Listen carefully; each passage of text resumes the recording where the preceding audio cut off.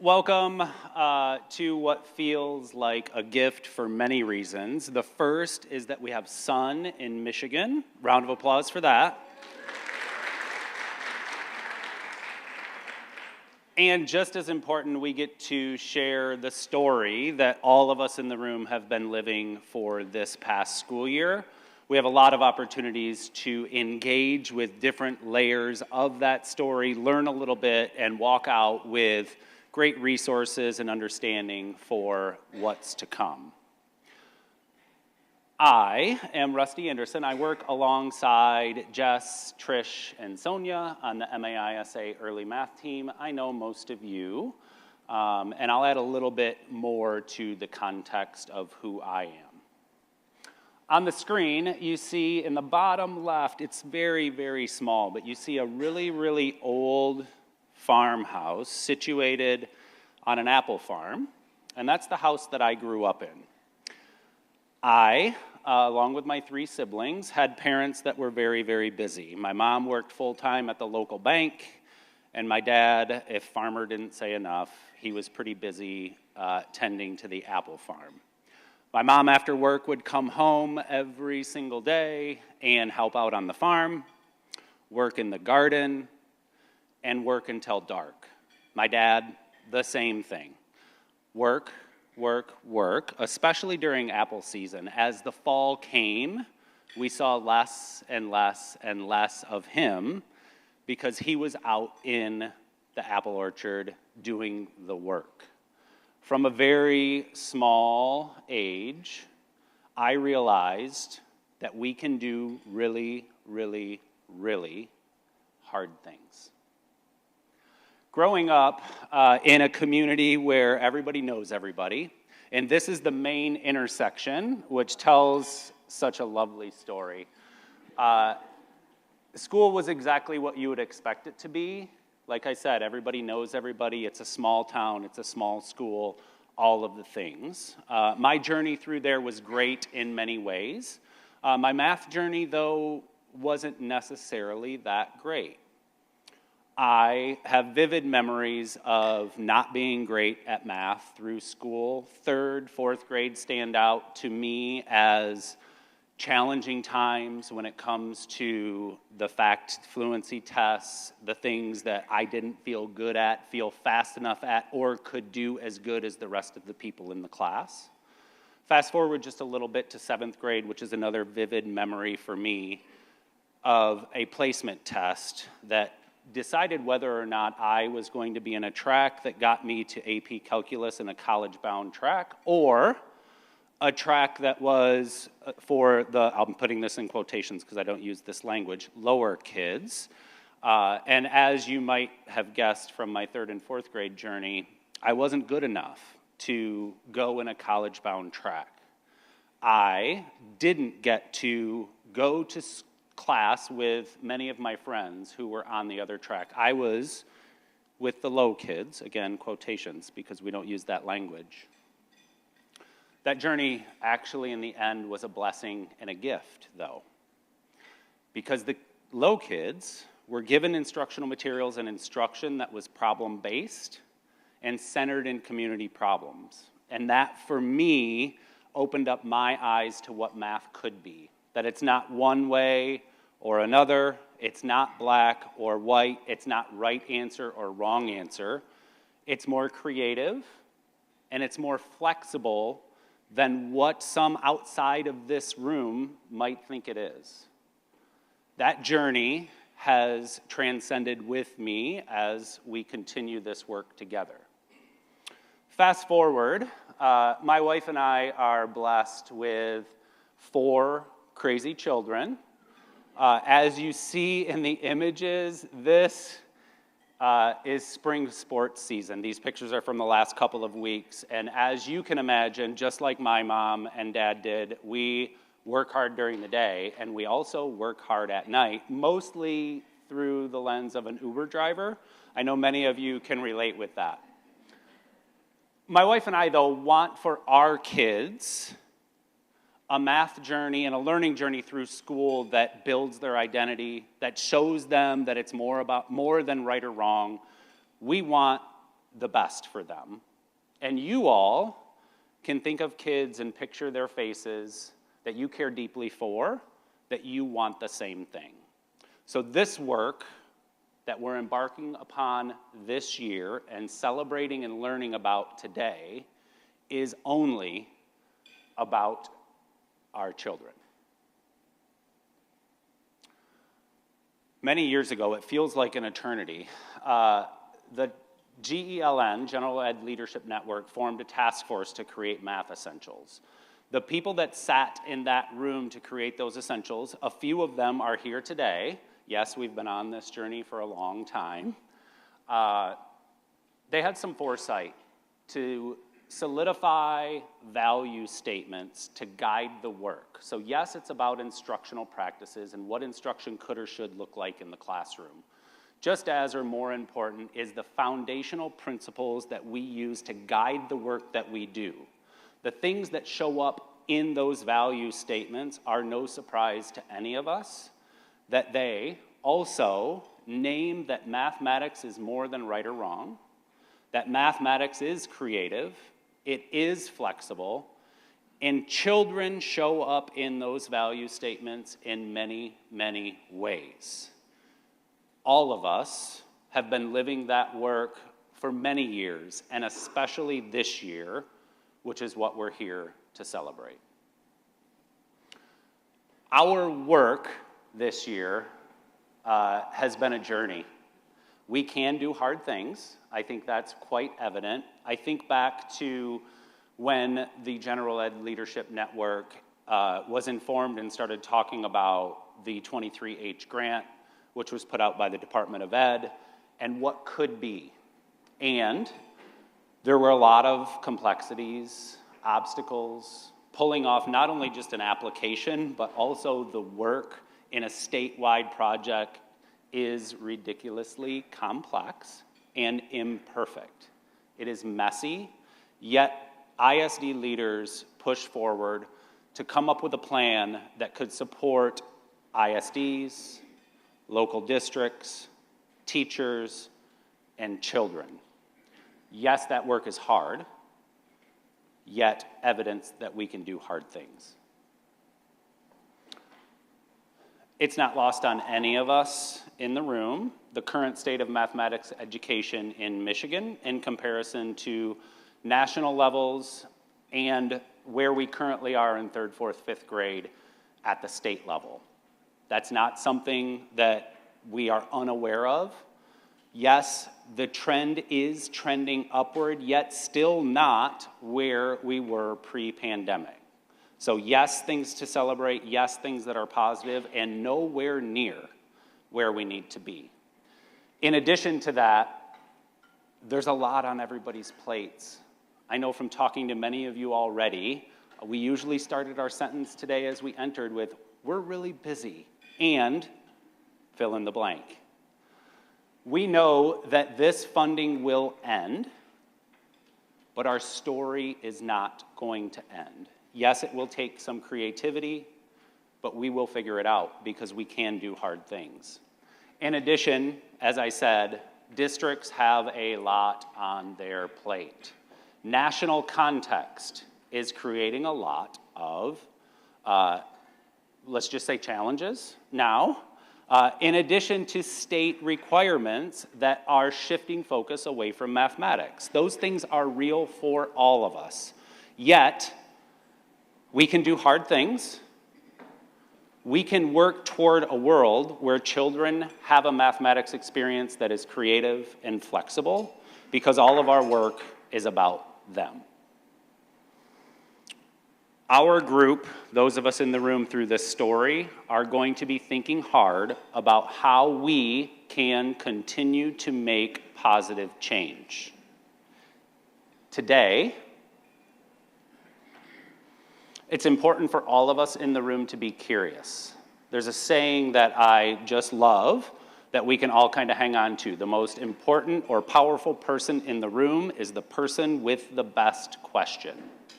Live into that as we engage this afternoon. Your job is to seek deep understanding of the work from multiple layers. As Allison and I were talking this morning, we talked about how I can tell part of the story, but I can't tell the full story. Allison can tell part of the story, but not the full story. This story is ours together, and it's important that everyone in the room understands it, asks the right questions so that we can continue to tell that story moving forward. You're going to hear victories today, and we're going to celebrate those. Victories in education and statewide systems are challenging. Find the victories and celebrate them. Everybody in the room worked really hard on this project, and the victories should be celebrated. As you walk out, there's important things that all of us need to do. Since we're seeking deep understanding and asking the right questions, it's important that once you understand a little more about the story from those at your table and those in the room, that you share the story. This story is not ending today or this school year. It will continue forward. So our understanding and ability to tell the story is really important. We will continue to be creative in crafting systems at the state level, at the ISD level, and at the local district level. There is no one-size-fits-all for every single context in the state of Michigan. As you hear this work today, and this story of all of ours, think about how it applies to your system and what we can learn from this work to carry into the future. And last but not least is my soapbox: advocate for math. You all are in a lot of conversations that are really, really important, and it's our role to mention math. Today's going to help us do that, because we're going to hear a common story, we're going to have celebrations, and we're going to have speeches ready to roll. Here is one artifact that everyone in the room is going to walk away with. We are calling this our yearbook. It is one to celebrate for so many reasons. There may have been people on the early math team when it got really messy and hard, and we're like, I don't know if we can pull this off, that said, let's just scrap it. But we didn't, because we can do hard things. Take a moment to just grab the yearbook that you have in front of you, flip through. We're just going to take like a minute 30. Just a quick flip, see what's in there. You will have more opportunities to do so in a minute. And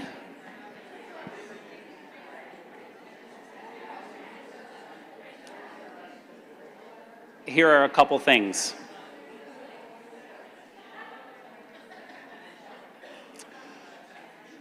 You're noticing in the yearbook that there is an introduction and some front matter that speaks to the statewide system, the work, and lays out a few of the details from the state team. And then there are, depending on the version that you have, pages that EMSs helped us put together to tell the story of the work in local districts. We know that sharing our story is important for many reasons. This is an artifact that will help us do that, both in the room today and as we leave the room this afternoon. We'll provide a little bit more detail. Just know that there is a full version that some members of our team, those in the room, have. There are copies for each ISD, each local district in the project. And the local district will have copies that can be handed out to people, maybe like board members or other people who might be interested in the work. Those things you are walking away with today. We'll pin that for now, knowing that we'll have more to come on the yearbooks. On the screen, you're going to see the big chunks of our afternoon together. The first,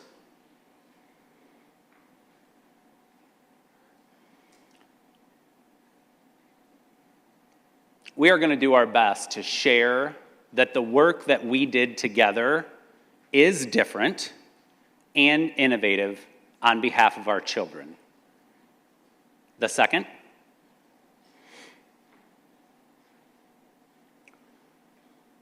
from that design, how it actually unfolded matters.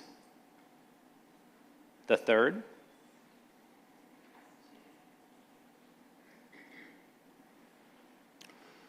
we are making an impact. We are making an impact together. You'll hear some of those ways this afternoon. And last, but most important,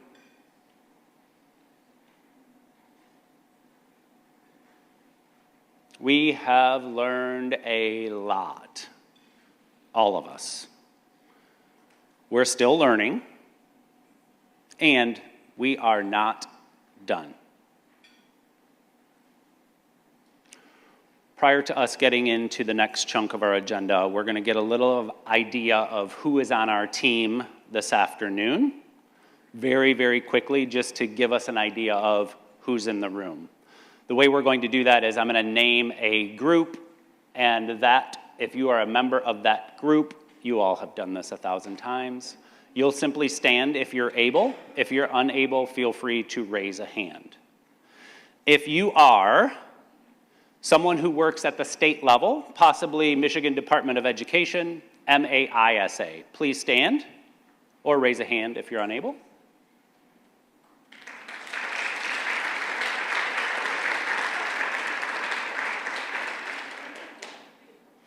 If you are a leader in an ISD, please stand. You might be GELN, you might be a superintendent, a math consultant. If you are an EMS, early math specialist, please stand.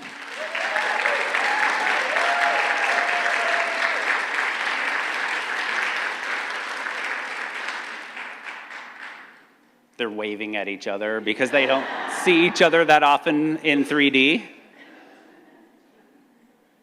They are the people, friends. They are the people. If you are a local district leader, principal, curriculum director, superintendent, other role, please stand.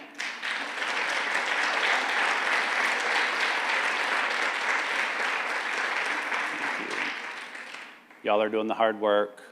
Last but definitely not least, any educators, K-5 teacher in the room? Teachers, let's go.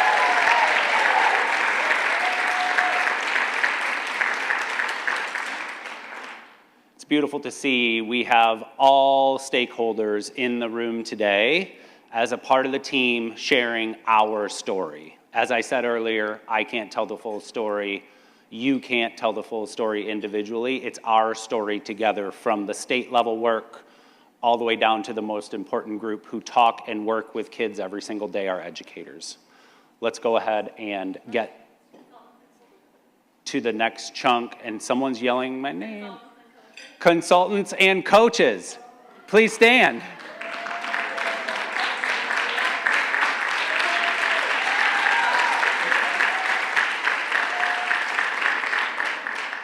Thanks, Marianne.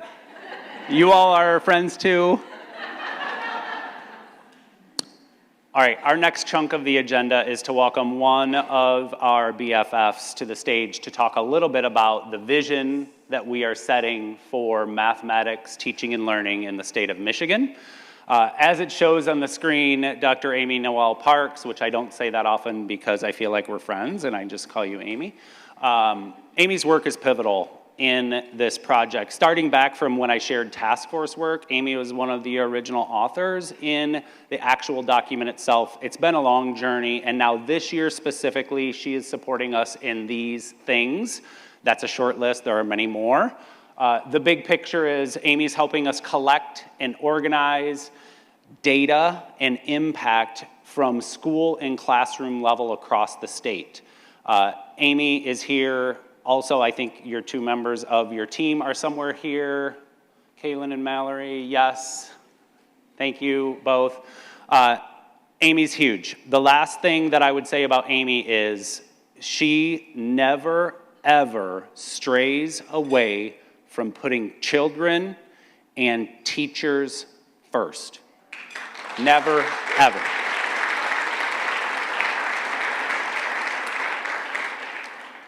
So we'll welcome Amy to the stage.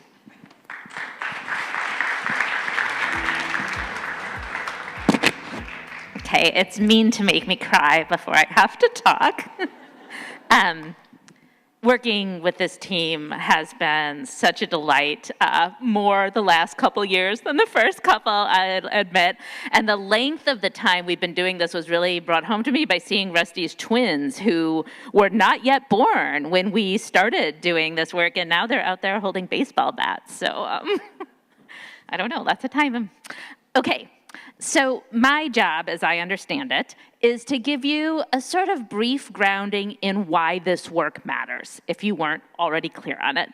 And I want to start that by showing a video. This is one of our older videos, but it was taken, I think, in River Rouge, a district near Detroit. It's an amazing kindergarten teacher doing a problem-based lesson with 5-year-olds. And it's just an outstanding episode of mathematics practice, and I want to give it to you as like a grounded, specific picture of what we are trying to move toward in our mathematics instruction in the state. So can I get that up there?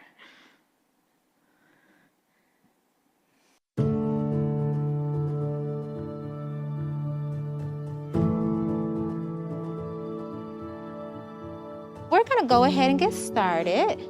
And I'm just going to show you this picture. What do you notice? What math noticings do you notice? I'll give friends a few moments to think. Thank you for not shouting out. Owen, what do you notice? I see three birds. Uh-huh. And 2 birds. Okay, he sees 3 and 2 birds. If you agree with Owen, you can agree with him. You give him 2 thumbs up. Okay, what do you notice? I notice 2 and 2 and 1. You notice 2 and 2 and 1? It makes 5. Yeah, that is a way to make 5. Now, boys and girls, I want to show you something today. Raise your hand if you've ever remembered using a 10 frame. Oh, yes. But this looks a little different than a 10 frame. This is called a 20 frame. How can we show those 5 birds on the 20 frame? Put the dots where. Put the dots where. So how many dots are we going to put at the top? And the dots represent the birds. 3? Okay. 3 and 2. 1, 2, 3. And then how many birds? 2 at the bottom, on the bottom wire?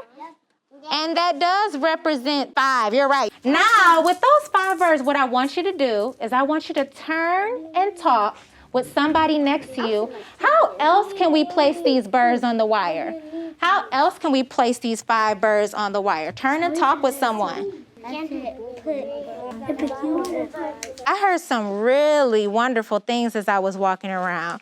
Faith, can you tell us what you and your partner shared? 2 could be on the top and 3 could be on the bottom. Okay, so she said 2 could be at the top and 3 birds could be at the bottom.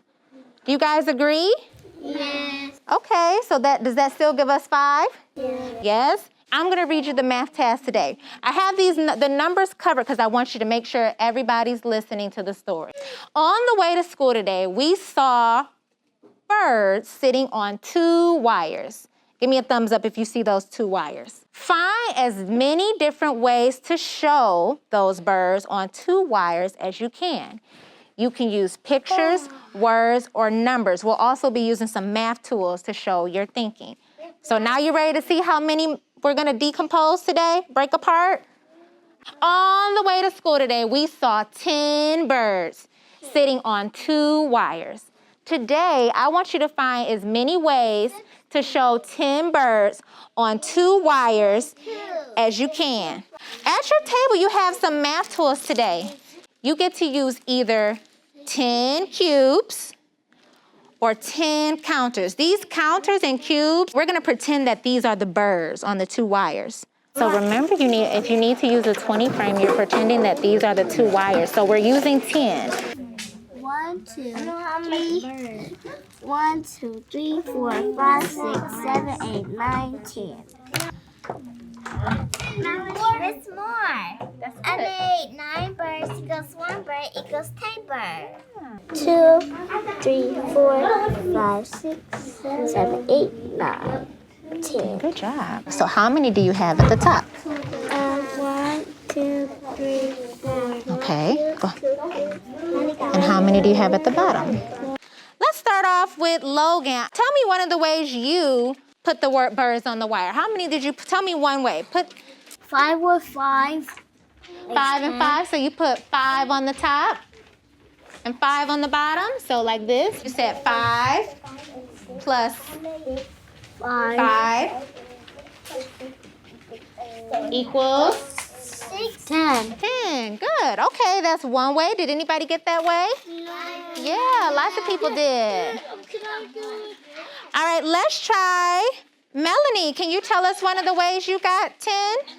So you did 7 at the top and 3 birds on the bottom. So she said 7 plus 3 equals 10. Good job. We did the many different ways to make 10. That's what we did today. Many different ways to make 10. Okay. So for me, every time I watch that lesson, I'm just like, check, check, check, check, like 10 out of 10, no notes.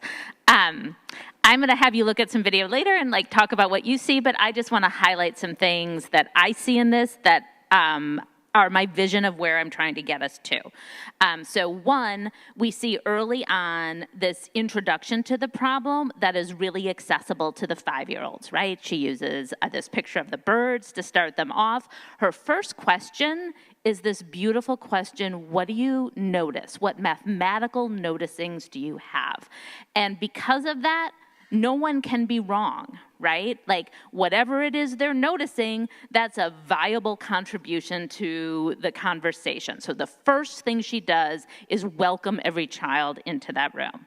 We also see her do this turn and talk where she has the kids turn toward each other and talk through what they're thinking with their neighbors. The reason, I know we've been emphasizing this, but I want to like put out, why do we do turn and talks? Like, why is it that everyone is on about this?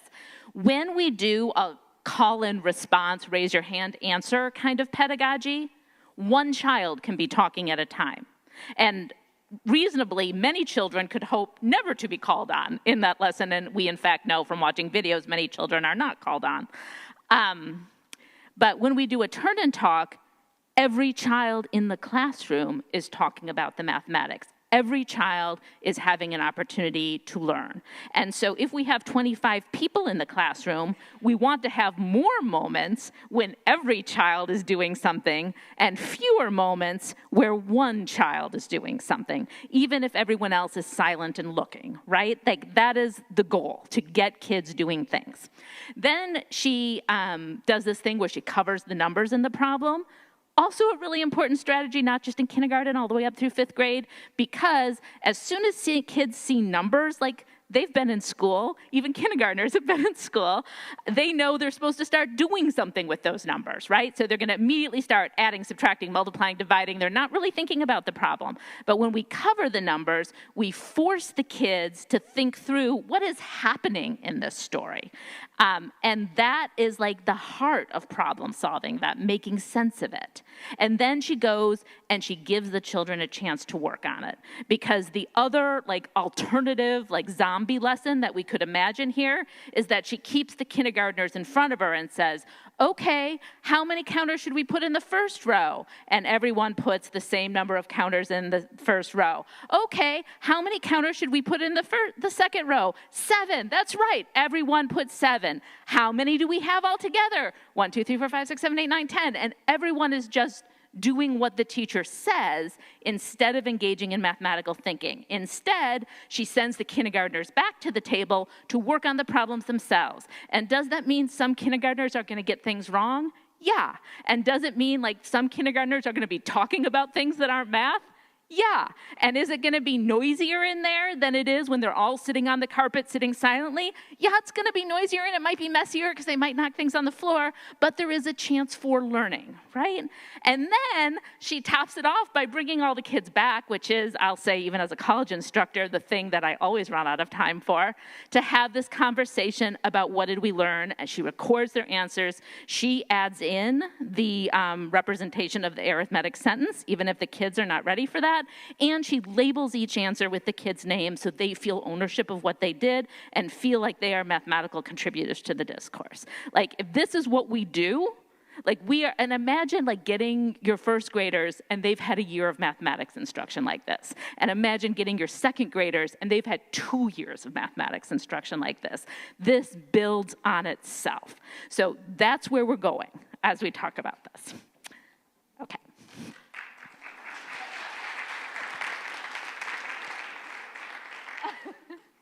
Yeah, Allison said, this should take about 15 minutes. And I was like, oh, it'll probably be 20. And now I'm like, oh, it's probably 25.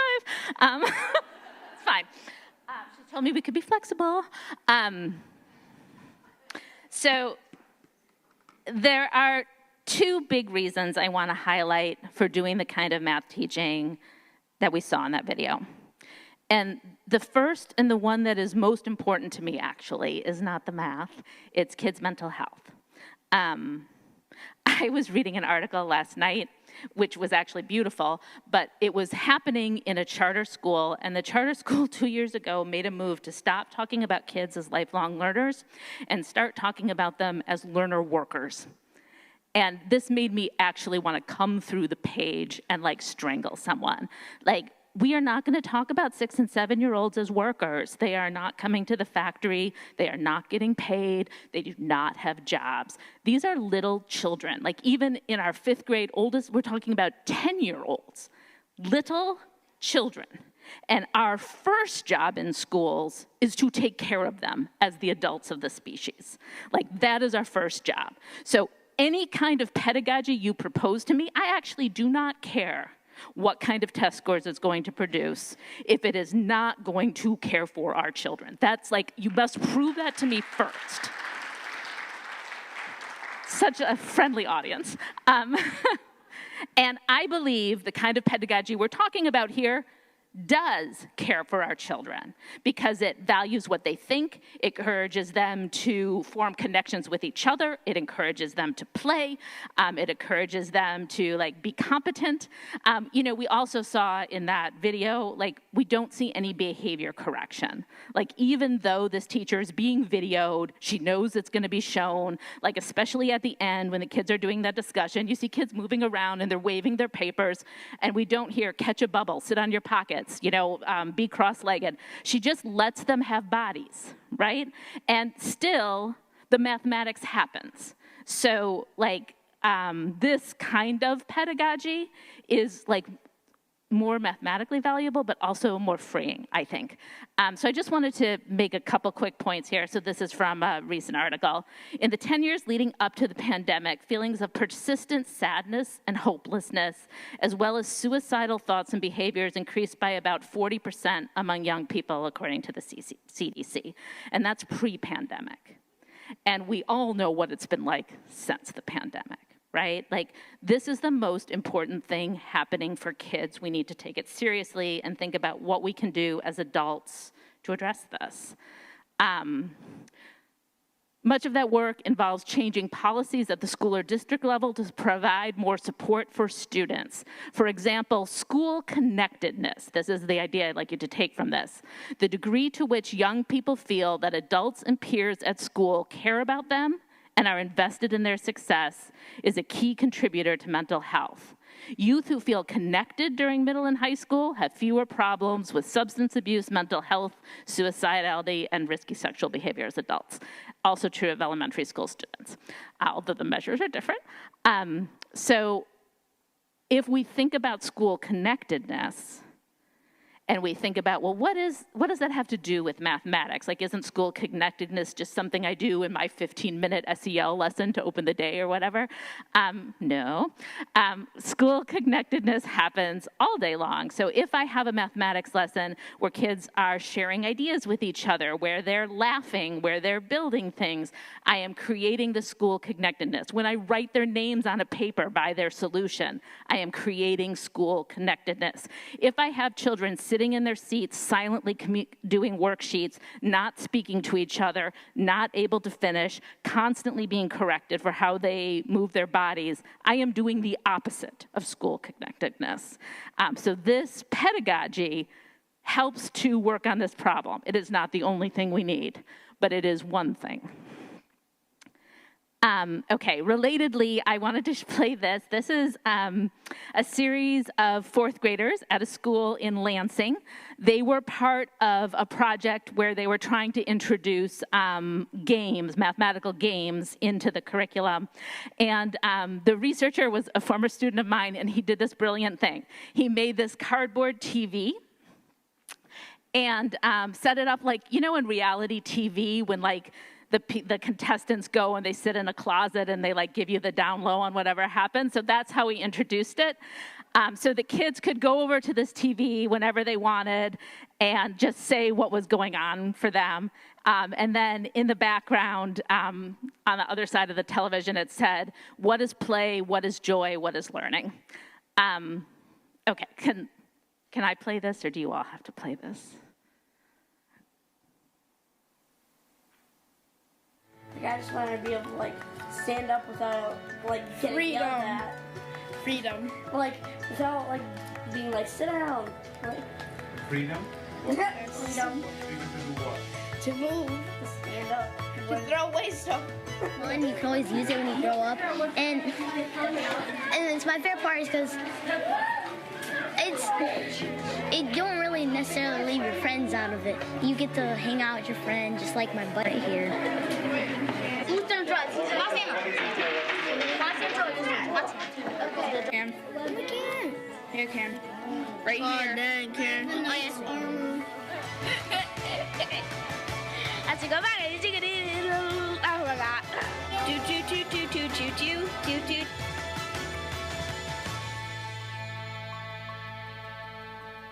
You cannot move that piece. What do? Why do you need that piece? That's my bio. There you go. No, stop it.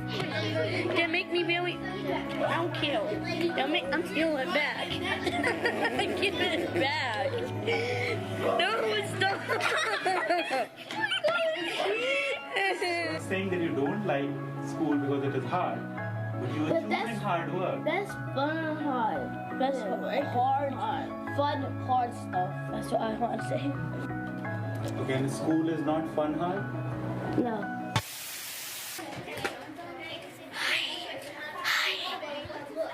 I don't know what I'm doing. I have no idea at all what I'm doing. Ow.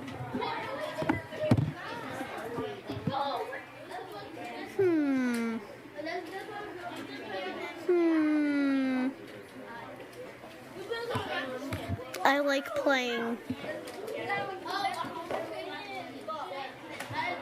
Learning sometimes sucks.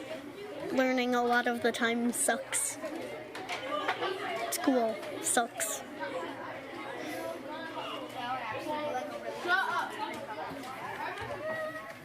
I wish the last two words on these were the same thing.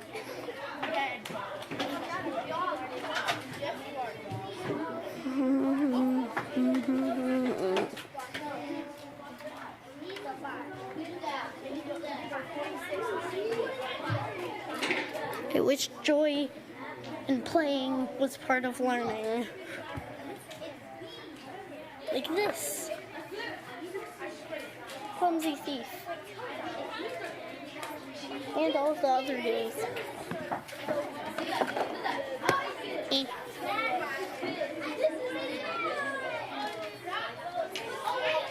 Bye.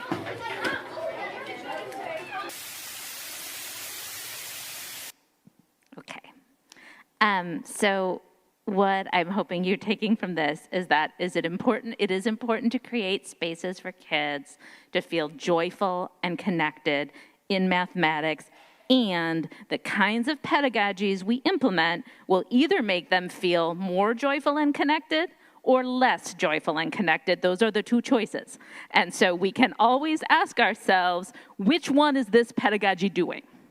And for me, and this is, I will say, maybe a personal decision, if a pedagogy is making kids less joyful and connected, then it's out of my classroom. And I actually don't care if it works, right? That's not the bottom line for me.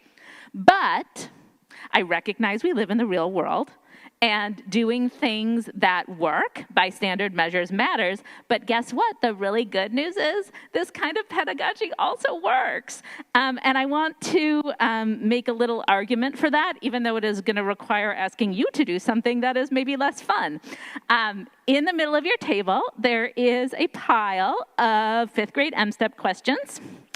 There's 4 pages, so this is a tiny fraction of what we ask our 10-year-olds to do.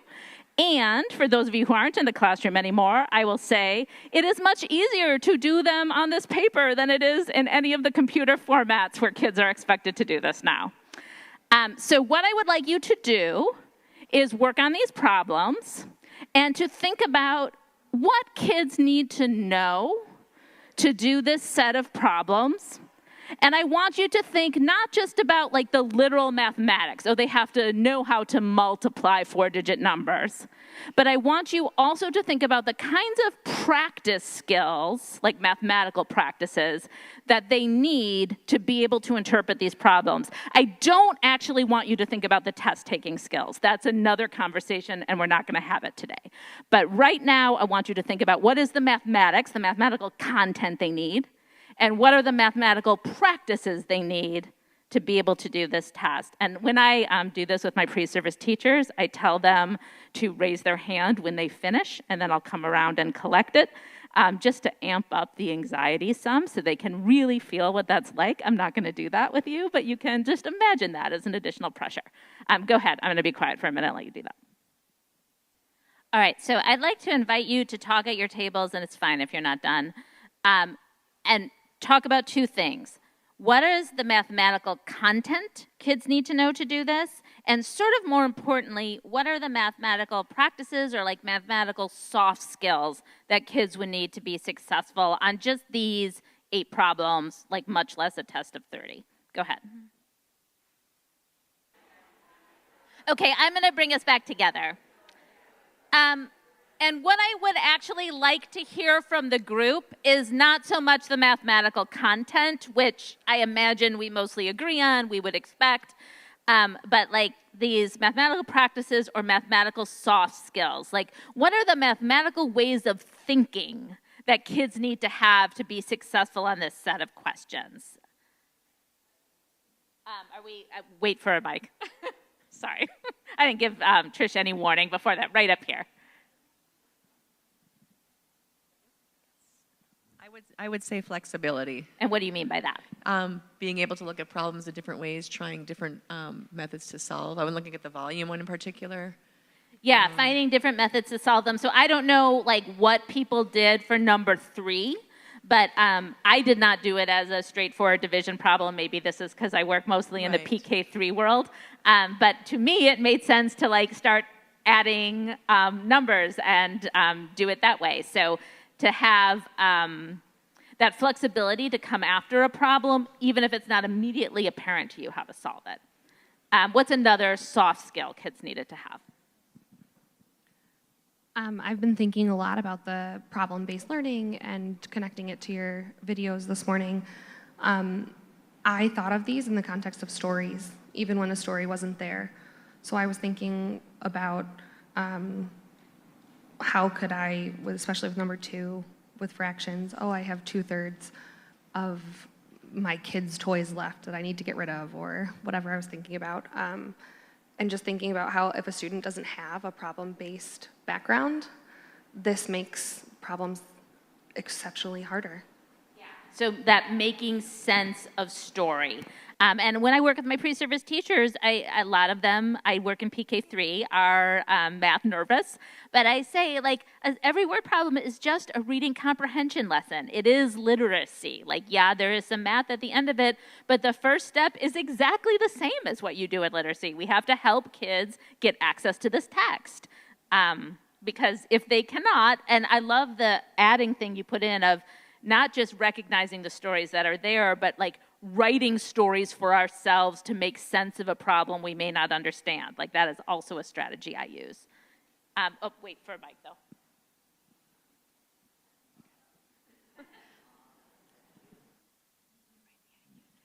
We were talking about that there's a lot of domain-specific vocabulary, particularly in number 7, and that if kids don't have that acquisition of the vocabulary terms, they are not going to be able to answer that question. And additionally, there was a lot of critical thinking because once you had the information, even if you could access the vocabulary, you had to rule in or rule out for multiple things why they did or did not meet the criteria. Yeah, perfect. So we need access to that vocabulary, and we need access to that vocabulary in a meaningful way. Because if what I've done is just like try to memorize a list of 56 terms over the course of math, when I get to this problem and I see parallelogram, length, parallel, polygon, and what I'm trying to do is scroll through my list of 150 memorized words, like I'm in trouble, right? I know this from having tried to learn to speak foreign languages. What we want is kids to use that vocabulary in practice all year long so that it is like comfortable talking for them and it makes sense to them. And then this critical thinking idea here is, one, I have to do it about the mathematics, like are these sides parallel or not, but also I have to do it about the problem type, right? Like one of the things about this M-STEP is it's not every single problem is pick A, B, C, right? They have all these different problem structures. So now we have this yes-no thing. So I have to think, all right, what is it they want from me in this particular question? Sorry, go ahead.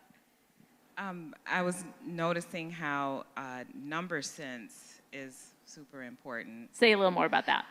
So, for example, the problem number 3, you have to, if you're let's say you're adding the same number, 475, you have to know that you want to get close to 26, but you don't want to go over 26, you know. How close can you get to 26? Or number 5, you have to pick a number, a fraction that would make your answer less than 4. You have to know that a number less than 1, if you multiply it by 4, makes an answer less than 4. A number equal to 1, which would be 4 over 4, right? Or some fraction that equals 1, you know what I mean? So it's like you have to have an understanding that multiplying a whole number by a smaller fraction makes it smaller, but yeah, there's so much reasoning and higher level thinking in that question, right? It is not at all like solve this problem where we're multiplying 2 fractions. It's an entirely alien thing to that. Were you going to say something? Yeah, just real quick, I can't stop thinking about the young man in the TV set. And when we think about all of the skills that we were talking about in terms of just content and practice, for me, it's about one's or the child's ability to self-regulate in this space, because it is time. I think we have to think about that, the pressures that are there, and how is the young person navigating the space and time and the readiness, what soft skills are we helping our students to develop so that when we plop this down in front of them, there is that confidence level, and there's that, you know, dare I say, joy in wanting to show what I know. Yeah, that I can do this. This is hard, but I can do hard things. Absolutely. Okay, I think I'm going to stop there, although there are more things to say, definitely. And this is a total aside, but I just have to say it. If you look at that question 6, where you had to rewrite 2 fractions that could be rewritten with a denominator of 24. Did anyone like go through and find what additional fractions you could write with a denominator of 24? Because I can write 1/5 with a denominator of 24 if I put 4.8 in the numerator.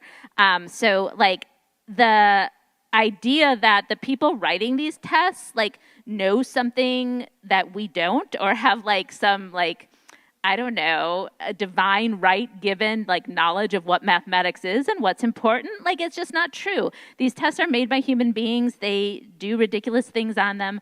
And we need to like help our kids like work through them. But like, there's nothing magic about this test. Yeah, I just want to say that. But I just spent last night like working through all these things. And I just wanted to share that little insight.